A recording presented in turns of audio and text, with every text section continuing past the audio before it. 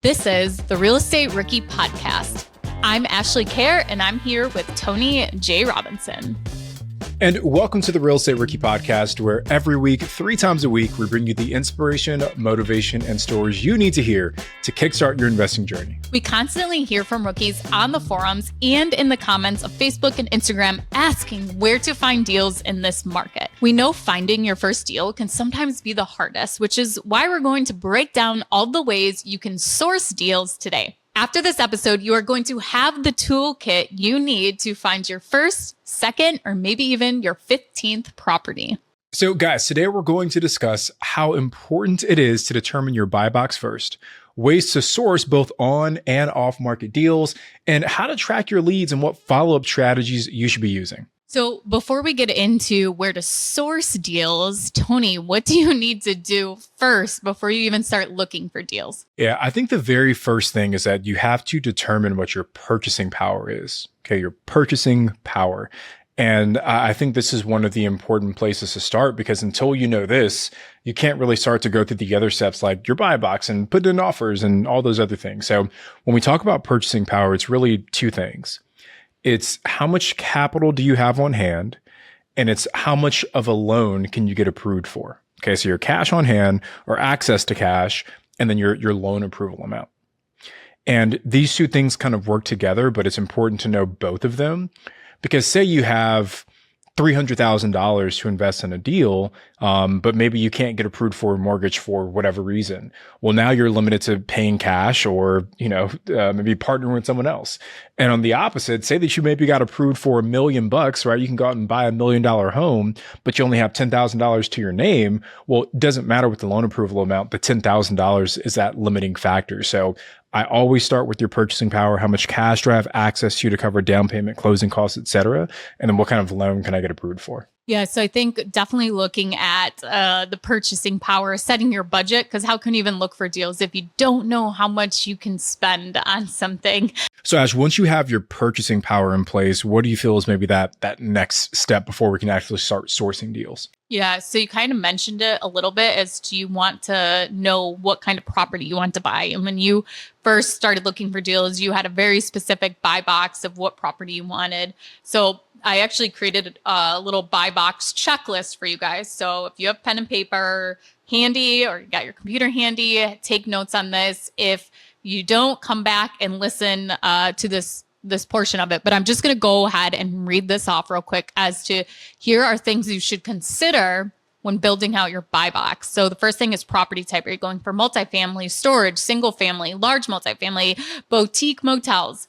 How many units? What is your range of how many units you're comfortable with? What is your price range, your budget? Parking. Do you want a property that has garages? How many spots per unit? Are you okay with just off-street parking? Do you want to purchase it vacant because you want to rehab it? Do you want to purchase it rented? Do you want at least 50% rented? Location. So with the location in the market, make sure that you are narrowing down to neighborhood and not just a city. So if you did the city of Buffalo, New York in your buy box, that's not niche enough. That's not narrowed down enough. You need to get down into a zip code because it can change so rapidly street by street, just like most cities. How many beds does it need to have? How many baths does it need to have? And then rehab. Do you want a light rehab, cosmetic, a medium, a full rehab? Then property class. So do you want it in an A neighborhood, a B neighborhood, or a C neighborhood? Your target market, is it low income housing, blue collar worker, luxury apartments, affordable housing? What is your cash on cash return requirement? How much cash flow do you want per unit? What is your rehab budget range? So maybe it will fit everything else in your criteria, but you only have $50,000 available for your rehab. Funding. Are you going to do seller financing, conventional, commercial, sub 2? If you're going to do an FHA loan, remember you'll have to go through an FHA inspection. So the property will have to be livable and be, not in huge disrepair. Then are you looking for appreciation or growth potential? You can kind of estimate that based off of current stats for the market. And then capital improvements. Do you want to have to replace the roof in a year, the siding in 3 years, the HVAC in 5 years? What are you comfortable with for saving up for those capital expenditures? So that's kind of my list right there. And there's definitely a lot more things that you could add onto this, but I think this is a great start for a rookie investor to help you build your buy box, is thinking of all these scenarios. Yeah, so many important things, Ash, that you went over. And I guess what might be helpful is if I share my buy box for properties that we're currently looking at, so I can give you guys a sense of what it actually looks like in practice. So on the short-term rental side, we're specifically right now looking for larger properties, 4 to 5 bedrooms, in markets where the revenue growth has been strong year over year, right? That we're not stepping into a market where we've seen revenue declines. And we really want the larger properties, kind of like those 4 and those 5 bedrooms, because we've seen that to be the sweet spot in a lot of markets. And specifically, I'm looking for properties that we can BRRRR, right? So 4 and 5 bedrooms that I can get slightly under market value. I can then go in, use private money or hard money to buy it, renovate it, and then refinance it into longer term debt. So that is my current buy box on the short term rental side. Now, we also flip kind of here locally in SoCal. And on the flip side, what I'm looking for are properties, again, within a certain radius of where I live. But I'm looking for properties that are no more than 2,000 square feet, no less than about 900. Above 2000, it's just a bigger job that I want to take on. Below 900, we find that it gets a little bit hard to find comps that support the flips on the back end. So 900 is probably about as small as we'll be willing to go. And, I really like to keep our initial acquisition costs about $400K, somewhere in that price point or lower, right? Because anything above that, it starts to get a little bit too expensive. So now I know as I'm searching for different deals, it's super easy for me to say yes or no to a lot of these flip opportunities because I built out that buy box. Like my goal when we flip is that I want to be able to sell to that kind of like first time home buyer, and that single story, 1,400 square foot home is a really good starter home here in Southern California. Yeah, that's such a great point, as to also looking at who your end buyer is too, to kind of match the deal as to who you're actually going for. And that can work if you have a rental, what kind of tenant are you looking for? Or if you're flipping a property, what kind of buyer do you want for your home? Okay, you guys, stay tuned, because after this quick break, we're going to find out how to source on market deals. To get your search kickstarted, you can also get more resources at biggerpockets.com/find a deal. We'll be right back after this. Okay, welcome back. Let's talk about on-market deals. So let's go into some tactics of how to find on-market and off-market deals. So kind of explain that. An on-market deal is if it's listed on the MLS by a real estate agent and it's available for everyone to see. And then an off-market deal is when you find it a property that's for sale that's not listed on the MLS. So most of the time it's for sale by the owner, the person. You'll work directly with the seller. Maybe they're not marketing it, but you make contact with them and they say, yes, we would sell. Or maybe a wholesaler is playing as the middleman to sell you the property. So let's start with on-market first. So Tony, how can new investors find on-market deals? Yeah, the easiest way, open up Zillow or Redfin. And there's really only 2 types of real estate investors in the world. Either you're a Redfin investor or you're a Zillow investor. What about a realtor.com? I feel like that's another. Who uses realtor.com? Is that your go-to? Are you a realtor.com? No, it's actually Zillow, but like sometimes I will just randomly. I don't know. Yeah, but mostly Zillow. Yeah. Yeah. I'm a Zillow kind of guy. But I think that's the easiest place to kind of go and see the majority of what's listed. Now, you won't get all of the kind of notes and details that you might see with like the actual MLS, but it's going to give you pretty much everything you need as you're shopping for these deals. Now, obviously, you can also work with a real estate agent, and they're going to have access to the actual MLS, and then they can set you up on like an email drip where any properties that kind of meet your buy box, you'll automatically get notified via email to say, hey, here's a new listing that meets your criteria. So those are kind of, I think, the 2 easiest ways to go on market. Yeah. So another thing is finding a real estate agent. So they can send you these deals directly. You can sign up for the emails.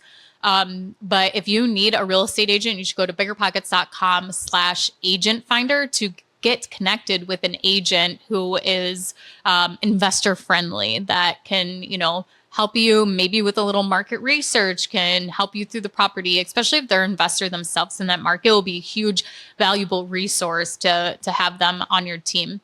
But there's also, agents can also give you pocket listings where if they get a deal brought to them that somebody has the intention to list on the MLS, agents do have the availability to go to people and say, hey, I'm about to list this property, but do you want to make an offer on it before it actually gets listed? So, which doesn't seem fair, but it is a great way to find deals if you're working with an agent that will bring you properties before they're actually listed on the MLS. And that's why it's so important to have your buy box, so that your agent will think of you whenever they see a deal and say, oh my gosh, I think I already have a buyer for this. Let me check with them. Okay, auctions are another kind of public place to purchase a property where it's listed out there for everyone to take a look at.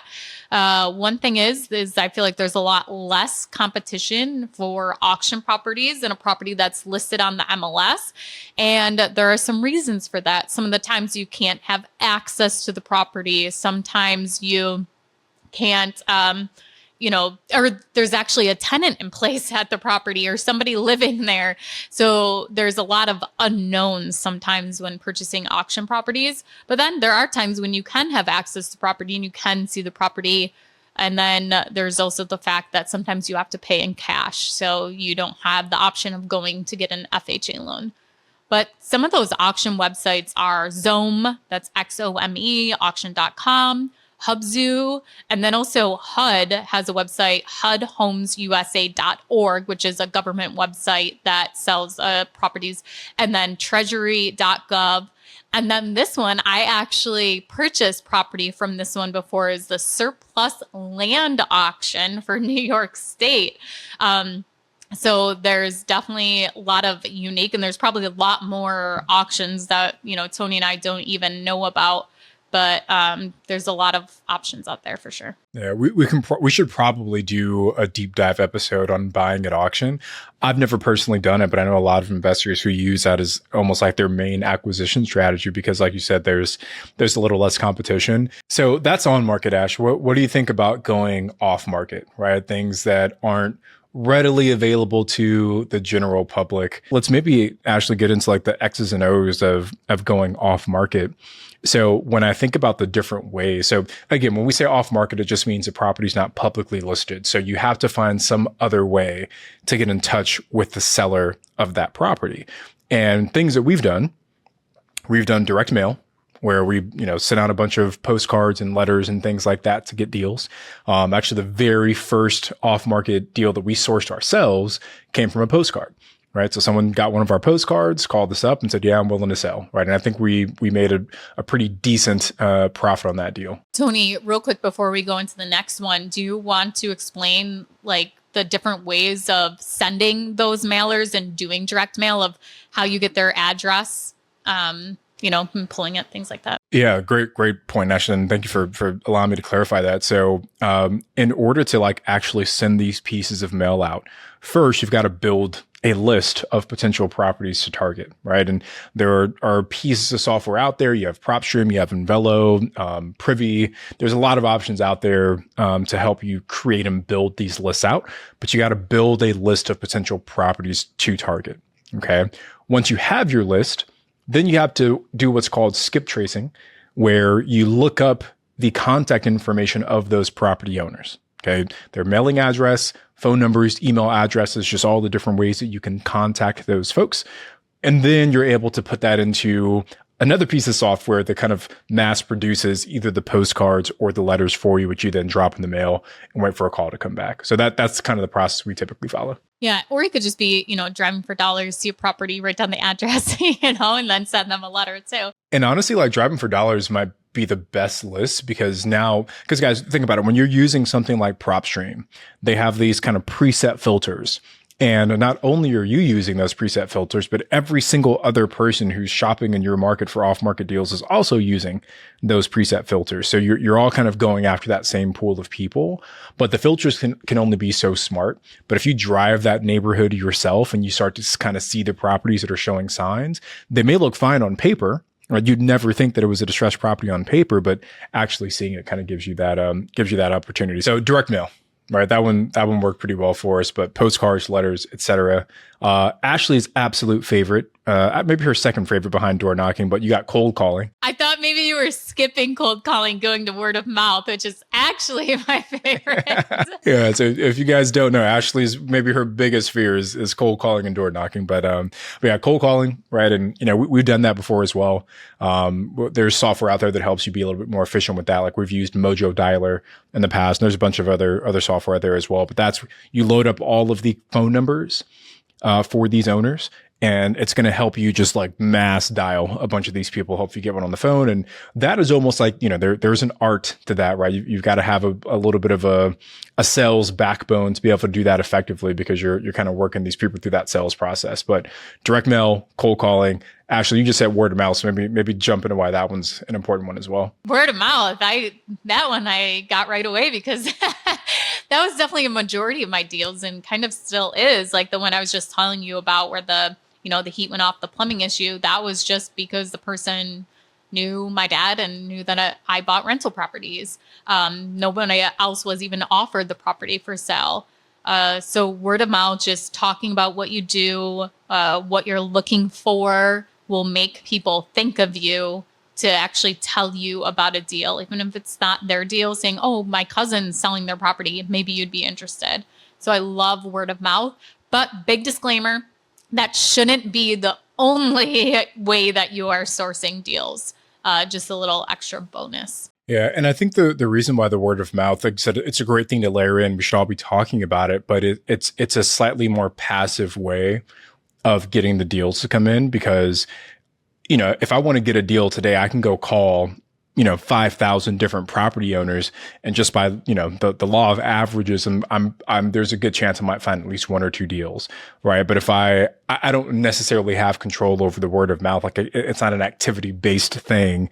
Whereas, if I go to an event and I just tell everyone there, the chance of that coming back in the same way might be a little bit different. But like Ash said, it's good to have that in your toolkit because you never know, right? The mailman might give you the best deal of your life. If you share the right information with them. So those are kind of the direct to seller options, Ashley. Now, wholesalers are another way to go off market as well. And they're going to do a lot of that heavy lifting for you where they're doing all the activity, the door knocking, the cold calling, the postcards to source all these deals.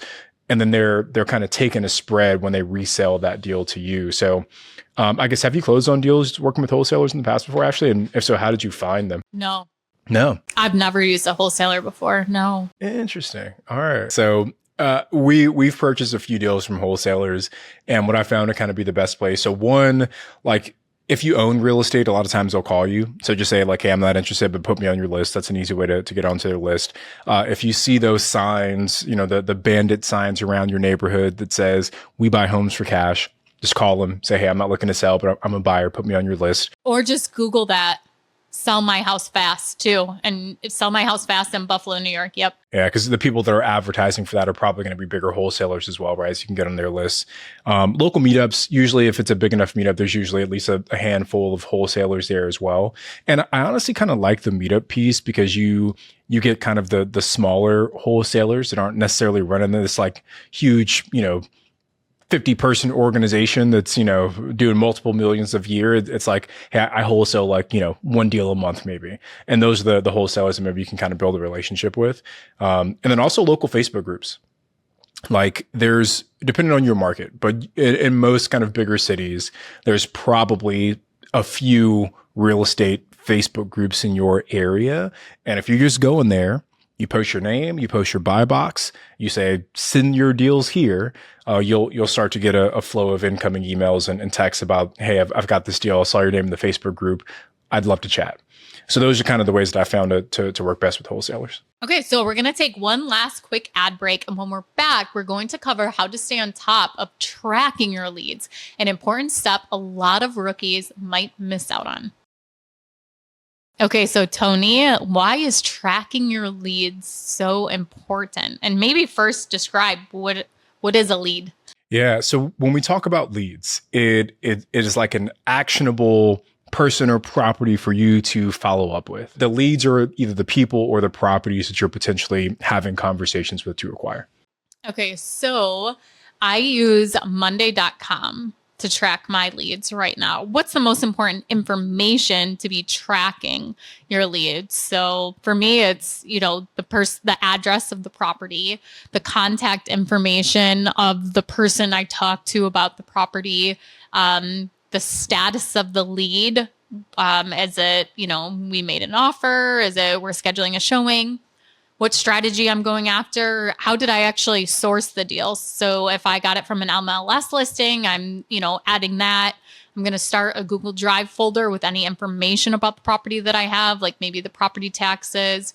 I'm going to do a BiggerPockets calculator report, any underwriting notes, photos of the property.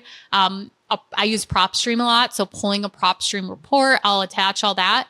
And then I just kind of save all that information of the deal. I call it a dead deal if it ends up going nowhere, but I still save all that information. So if the deal rises from the grave and presents an opportunity again, I already have all my information in my data from when I did my quick analysis the first time of looking at that property. Is there anything that I didn't mention, Tony, that's really important to you when you're tracking a lead as to keeping that information? I think you hit them all. Yeah, I think you hit them all, Ashley, like all the important pieces.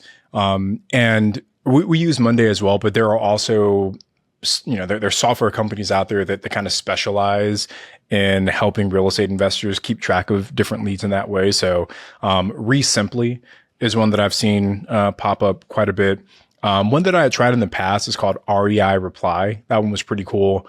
But if you guys just search real estate investing or wholesaling CRM, you'll find a lot of those opportunities out there. But I think getting some level of software to keep track of what's coming in and what's coming out will be important. I'll share a quick story. Pace Morby actually shared this with me, and he said that his team, they track properties that potentially fit their buy box that come on the market, and they just wait for those listings to expire. And then they're tracking this every single day. So every day, he opens up his CRM. He says, okay, here's everything that's no longer listed. And they just reach out to the owner directly. It's like the day that it goes expired. And what impeccable timing to be able to reach out to an owner as soon as they failed to sell their property and say, hey, look, saw your property sat for 180 days, didn't get sold. Here's my offer. Right? That's probably someone who's pretty motivated to move forward. So that's the power, I think, of having a really, really dialed in CRM. And then besides the ones that Tony mentioned, I mean, you could just use Google Sheets, Excel. Take the time when you're sitting down to look at a deal, you get a deal sent to you. Take the time to write down the steps that you're going through. What's the process you go through when somebody sends you an address of a property? And then kind of just create a board, create a sheet off of that as to every time I see an address that somebody's sending me, here's the information that I want to know each time. That's pretty quick and convenient for you to pull without wasting too much time. But also you want to make sure that that fits your buy box too. So have some kind of checklist in there as to here's what my buy box is.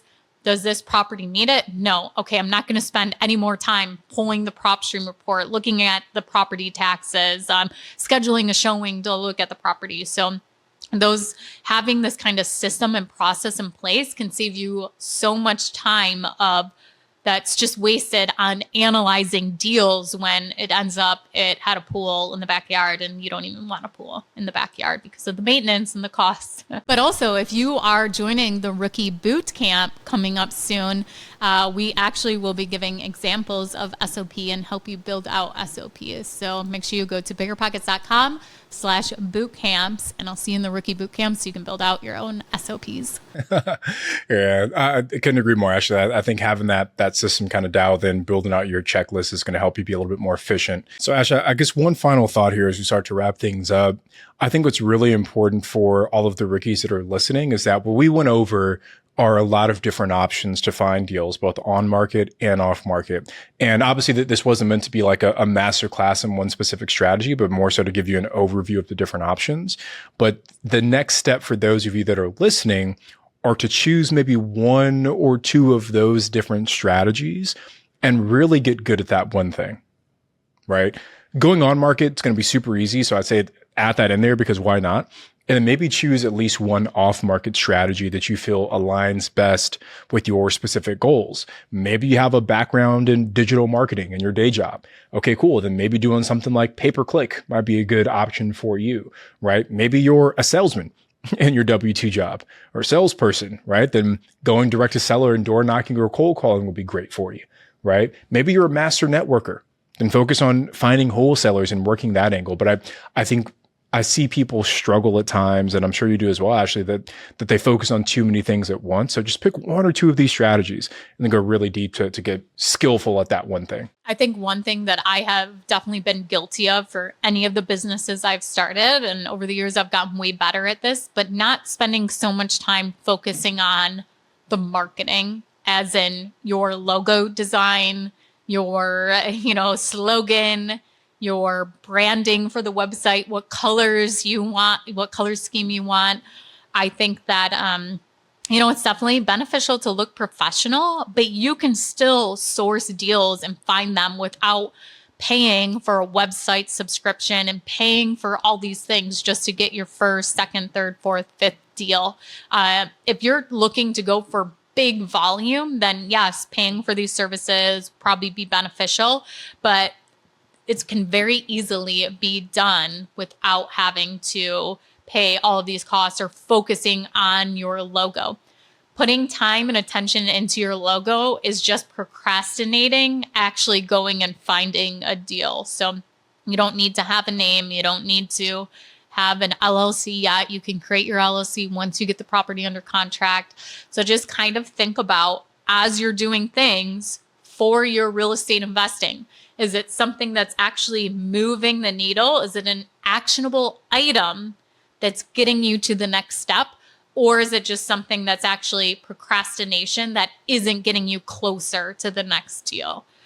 Tony, if you are approached by somebody, they both have two similar deals, okay? If one has your favorite colors and a more beautiful logo, are you going to automatically go with that person? Or are you going to consider both people and run the numbers and see what's actually the bigger deal compared to the other person who has no logo, no website, nothing? They literally just sent you an Instagram DM. Tony, I listened to your rookie episode where you talked about your buy box. I have a deal. Doesn't matter. You could write the details of the property in the back of a napkin, right? And I would still consider it. So yeah, I think it all comes down to the merit of the deal that's being presented. So couldn't agree more, Asha. I think for a lot of the rookie audience, a lot of times we get caught up in the busy work and the minutia, the things that make us feel as if we're making progress, when in reality, we're just spinning our wheels. Focus on the things that are going to move the lever. And like you said, it's how do I find a good deal? All those other things can come later. Well, you guys, thank you so much for joining us on this episode where we did a little breakdown on how to source a deal. We would love for you to comment below if you're watching on YouTube as to what are the ways that you're finding deals right now in today's market to share with everybody that's watching and listening. If you are listening on your favorite podcast platform, make sure you follow along. And if you're on YouTube, make sure to like this video. Thank you guys so much for listening and watching. I'm Ashley and he's Tony, and we'll see you guys next time on the Real Estate Rookie Podcast. This BiggerPockets podcast is produced by Daniel Zarati, edited by Exodus Media, copywriting by Calico Content. I'm Ashley, he's Tony, and you have been listening to Real Estate Rookie. And if you want to be a guest on a BiggerPockets show, apply at biggerpockets.com/guest.